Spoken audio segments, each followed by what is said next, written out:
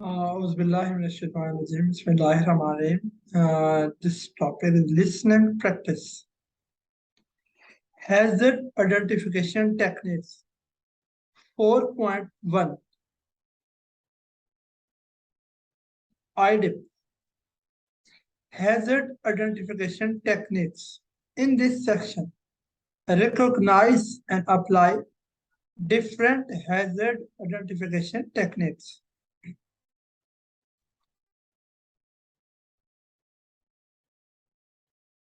Types of hazard identification techniques. Detection of hazards. A hazard is anything that may cause harm, such as chemicals, electricity, and open dry. It is important at a diploma level to appreciate the difference between activities and hazards. For example, work at height is an activity in which three may be a number of hazards involved, such as an unprotected edge, a damaged ladder, high winds, etc. So, while a term like work of a ladder may be included in the UK HSE publication, a risk assessment, a brief guide to controlling the risk. It is considered by health and safety professionals to be an oversimplification.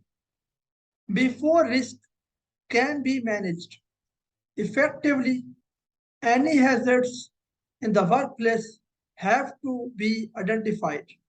Hazards missed at this stage will not be considered later. There are various techniques that can be used to detect hazards, including observation of tasks, task analysis, use of checklists during inspection, and incident reports. More, HSE guidance on risk assessment is contained in INDH 163, Revision 4, Risk Assessment, a brief guide to controlling risk in the workplace available at observation. Many hazard identification techniques rely on observation by assessor and are dependent on the exercise and knowledge of the assessor. The analyst should observe the work being done, including work being carried out by groups of operators looking for actual and potential hazards by observation and questioning.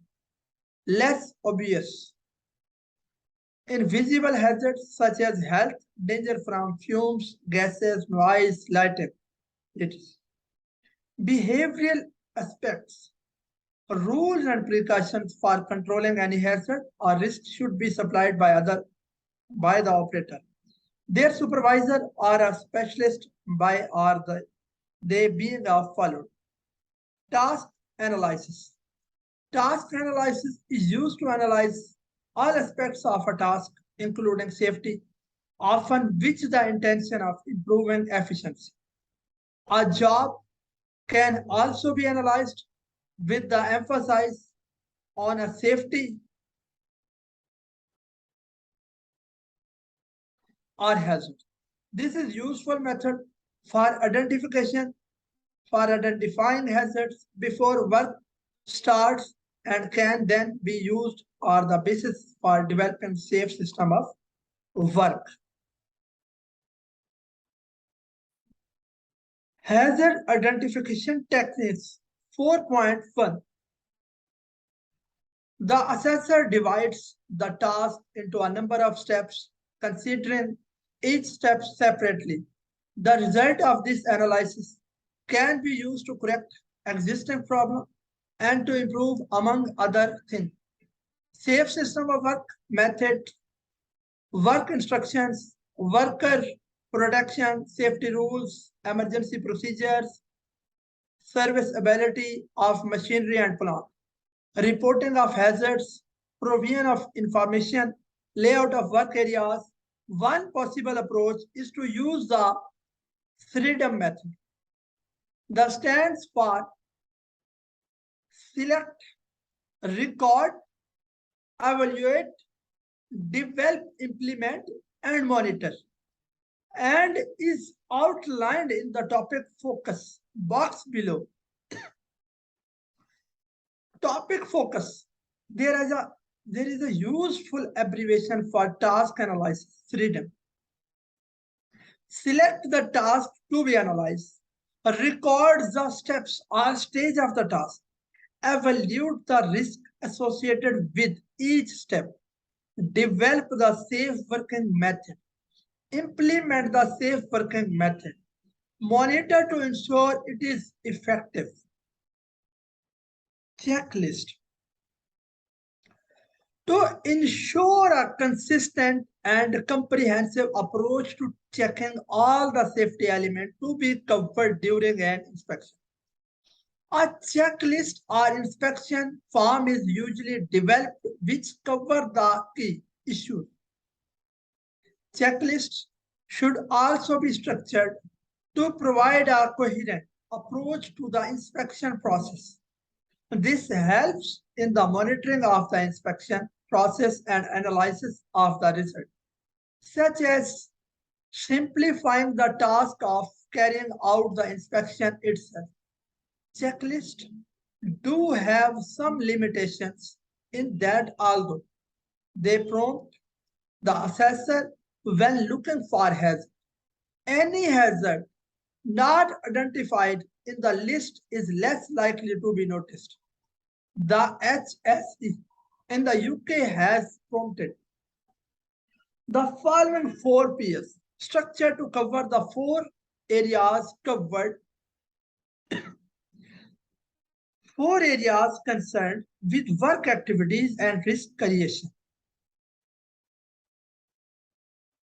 Premises including assess, escape, housekeeping, work environment, plant and substances including machinery, guarding, local exhaust, ventilation, use, storage, separation of material, chemicals. Checklists help in the monitoring and inspection process. 4.4 Hazard identification techniques. Procedure including permits to work, use of personal protective equipment, procedure followed, people including health surveillance, people behavior, appropriate authorized person. Note that the examples given are purely for illustration and are not intended to be definitive list. While checklists are often included in safety procedures and manuals, do not think that they cannot be changed and, and adopted. In particular, in terms of maintenance and safety inspections, the list should not act as a constraint on the inspectors.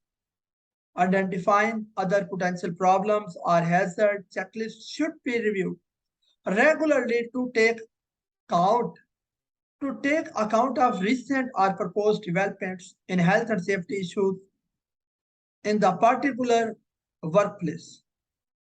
Failure tracing technique. The techniques we have described are used more than adequate for most risk assessment. In more complex systems, it may be necessary to use more structured method to identifying hazards. One powerful technique is called a hazard and operability study, HAZO. This breaks down a system such as a chemical process into different sections known as nodes and then systematically asks what could go wrong in that section, what would be the consequences, and what measures could be introduced to reduce the likelihood of the failure occurring, or if it does fail, might mitigate the consequences. HAZOP are very true and detailed process which utilize a multidisciplinary team comprising a HAZOP leader to drive the process, a recorder who documents the finding in a HAZOP table, designers, engineers, operations team members, and safety professionals. For this reason, HAZOPs are typically used for high hazard installation such as chemical plants. More. You can find more information on the extensive range of hazard identification techniques in Health and Safety Laboratory Report HSL 2005-58 revision of hazard identification techniques. This is acceptable at www.hse.gov.uk research HSL PDF 2005 HSLO 558 PDF and the importance of employee input. Rather than relying on one individual to undertake hazard identification, the HSE advocates the team approach to risk assessment. It is important to involve employees who have relevant experience and knowledge of the process or activity being considered, as they are like to have the best understanding of the hazard and the way that the work is usually done. There may also, of course, be situations where specialist assistance is needed. For example, safety advisor to help decide upon the best course of action, or engineers to advise on control options. Involving employees also increases the ownership of the assessment. Having contributed to the exercise, an individual is more likely to appreciate the need for compliance with the control measures identified. Hazard identification techniques 4.5 study questions. Give two examples for each. Identify the 4 Ps recommended by HSE when preparing a checklist for inspections. Suggested answer is added.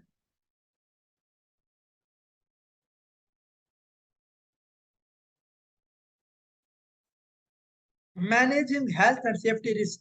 4.2 Managing health and safety risk.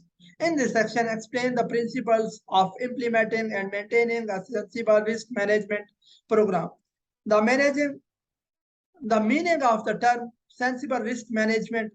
The concept of sensible risk management aims to balance the growing risk-averse attitude of society toward innovation and development. Consequently, taking a sensible approach to risk management involves ensuring that workers and the public are properly protected, enabling innovation and learning, not stifling them, ensuring that those who create risk manage them responsibly and understand that failure to do so is likely to lead to robust action, providing overall benefit to society by balancing benefit and risk with a focus on reducing significant risk, both those which arise more often and those with serious consequences. Enabling individuals to understand that, as well as the right to protection, they also have to exercise responsibilities.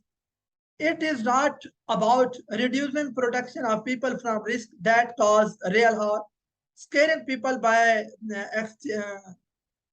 exaggerating ratings or publishing trivial risk, stopping important recreational and learning activities for individuals where the risks are managed, creating a totally risk-free society, generating useless paperwork mountains. Source.